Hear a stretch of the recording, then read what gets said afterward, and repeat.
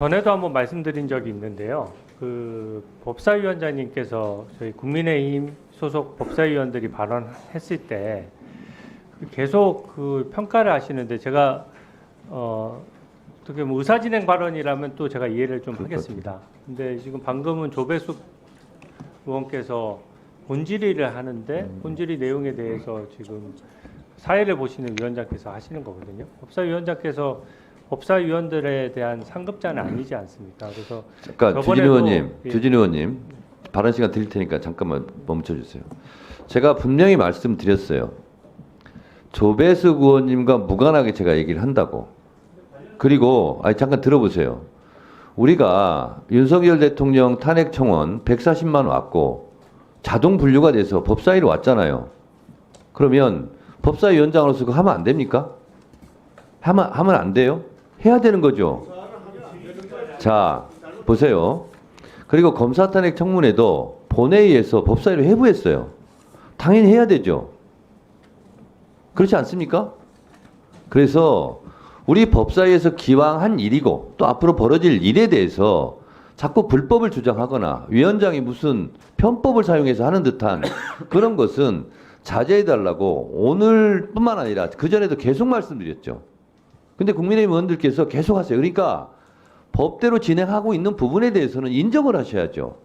그리고 내용을 주장을 하시라는 말이에요. 근데 법사위에서 법대로 진행되는 회의 자체를 부정하거나 그거에 대해서 비난을 하시면 위원장으로서 이 회의를 진행하는 위원장으로서는 그럼 뭐가 됩니까?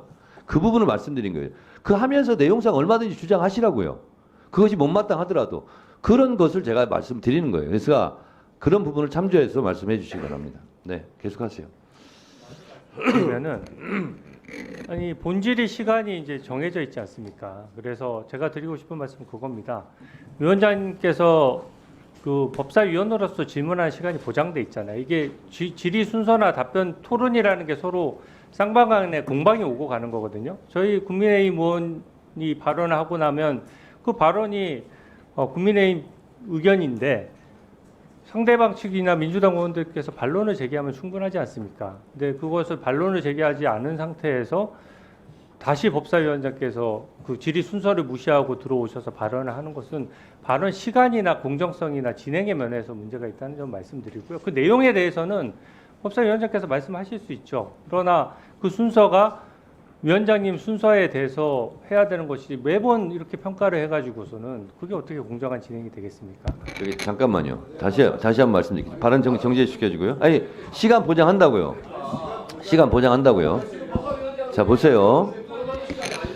자 위원장은요 국회법상 질서를 유지하고 위원회를 대표하고 의사를 정리하고 해야 되는 권한이 다 있어요. 국회법이 다 돼 있습니다. 국회법 49조 1항에 돼 있어요. 그래서 여러 가지 관계를 위원장이 진행을 함으로써 진행하는 발언을 할 수 있어요. 그러면 주진우 의원님 말대로 제가 무슨 기계처럼 주진우 의원 질의하세요. 끝났으니까 고맙습니다. 다음에는 박은정 의원 질의하세요. 요것만 해야 됩니까? 그게 원칙이죠. 무슨 그게 원칙입니까? 국회법 49조를 읽어보세요. 국회법 49조 1항을 읽어보시라고요. 그리고 52조 2항을 읽어보시고 국회법 145조 1항 2항을 읽어보세요. 국회법 좀 공부하고 들어오세요. 자, 주진우 의원님 계속 질의하세요. 제가 마지막으로 지난 21대 국회에서 저희 국민의힘 의원이 법사위원장을 할 때도 심지어 법사위원으로서 발언할 때는 위원장석에서 내려오라고까지 민주당에 주장했었어요. 그만큼 회의 진행은 공정해야 되는 것이고 시간 배분에 있어서 매번 그 순서를 저는 문제 삼는 건데 발언의 그 시간 분량도 너무 많을 뿐더러 순서가 국민의힘 얘기하고 법사위원장 말씀하시고 또 민주당 의원께서 말씀하시고 이렇게 돼가지고서는 저는 이 부분은 계속 문제 제기를 할 수밖에 없고요. 제가 정책 질의로 넘어가서 저는 딥페이크 성범죄에 대해서 얼마 전에 아주 강력한 법안이 통과됐습니다. 처벌 범위도 넓어졌고 처벌 수위도 아주 높아졌어요. 그리고 저는 딥페이크 범죄가 폐해가 아주 지금 심각한 상황이라는 생각이 듭니다. 근데 올해 8월까지 기소된 현황을 보니까요. 이 그 허위 영상물 편집 반포 등이라는 규정이 적용돼서 기소된 게 29건밖에 안 돼요. 그 중에서 불과 4명만 구속 기소가 됐고 21명이 불구속 기소됐고 4명이 벌금 처분이 내려졌거든요. 이 여러 원인이 중첩됐지만 이 정도면은 범죄 대응 효과가 거의 유명무실할 정도입니다. 그래서 제가 법원에 이건 뭐 법원의 탓을 하는 것이 아니라 좀 도와주십사 하는 말씀을 드리고 싶은데요. 예. 이 사회 현상이 좀 심각하니까.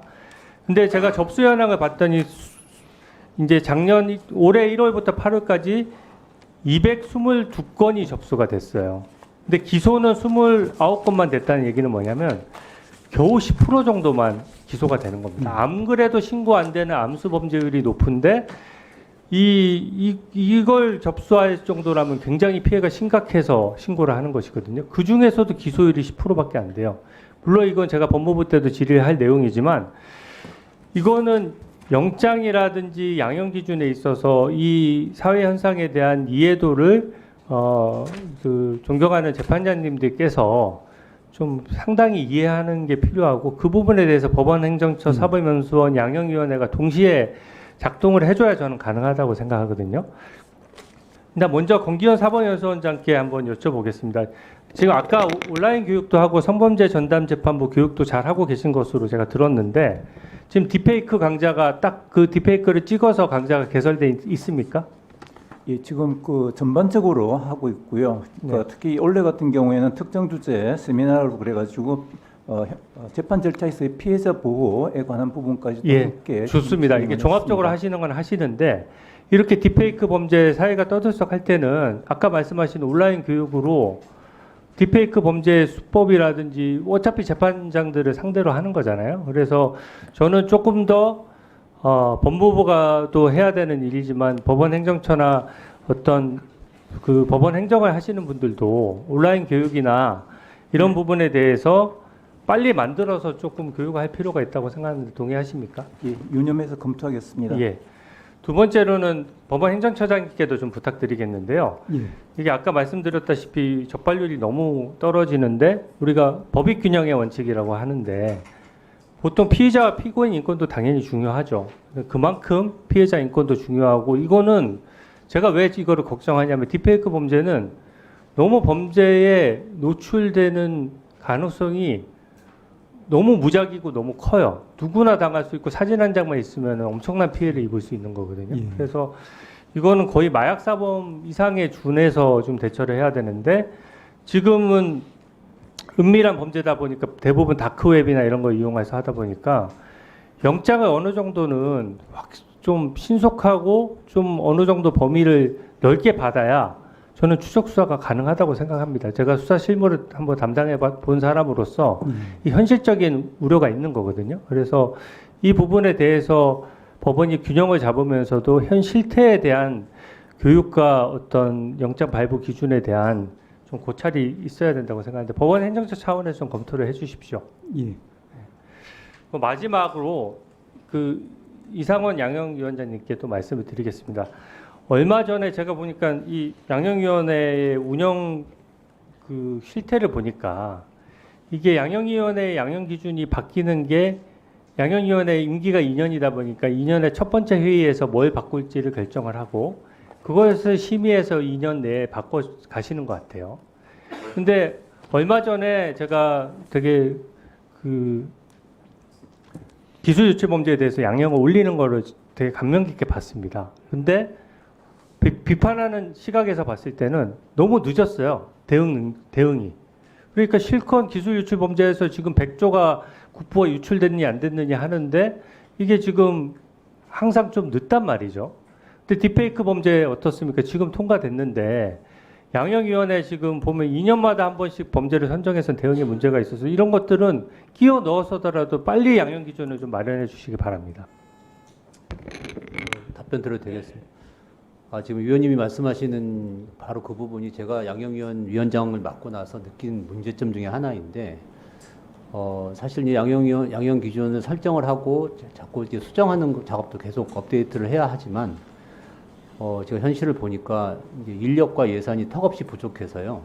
그렇게 계속 하는 게 좀 현실적으로 어려움이 좀 있습니다. 그래서 지금 우리가 하고 있는 게 그 한 기가 시작되면 초반부에 그때 굉장히 시급하다고 생각하는 것들, 중요하다고 생각했던 걸 중심으로 대상군을 설정하고 그걸 중심으로 2년간 하게 하는데 그렇지만 이제 지금 말씀하신 것처럼 사회적으로 큰 문제가 되고 굉장히 시급한 것은 중간에 집어넣기도 합니다. 그래서 많이 더 집어넣어서 하기도 하고 있고 그렇지만 한계가 있다는 점 말씀을 드리고 좀 뭐 기관 입장에서 좀 말씀을 드리면 저희 양형위원회 많이 인적 물적으로 지원을 해주시면 보다 원활하게 업데이트를 할 수 있을 것 같습니다. 네, 감사합니다. 저도 추가로 주 의원님 말씀을 추가해서 말씀드리면 이제 그 딥페이크 범죄 피해에 대한 심각성 상황 인식은 같이 하고 있습니다. 그런데 조금 전에 주신 그 말씀 부분 관련해서는 잘 아시다시피 양형 기준이라고 하는 게 경험적인 접근을 위주로 하면서 거기다가 규범적인 조정을 좀 하는 것 아니겠습니까? 그래서 이제 새롭게 이제 대두되고 있는 이런 범죄에 대해서 적극적으로 양형 기준에 반영하기는 구조적으로 좀 쉽지 않은 측면이 있지만 그렇기 때문에 더더욱 일선에서 기존의 어떤 법정형 범위 내에서 형사재판을 담당하는 법관들의 역할이 중요한 것 같습니다. 조금 전에 주신 그 이제 상황 인식은 저희들이 공유를 해서 잘 충실히 한번 반영하도록 검토해 보겠습니다. 우리 법원행정처장님, 예. 아까 제가 모두 발언할 때 예. 발언 시간이 끝나고 추가 발언할 경우 예. 위원장한테 예. 발언 신청을 하라고 했습니다. 그렇게 하겠습니다. 주진우 의원님이 위원장이 아닙니다. 예. 참고해 주시기 바랍니다. 그렇게 하겠습니다. 다음은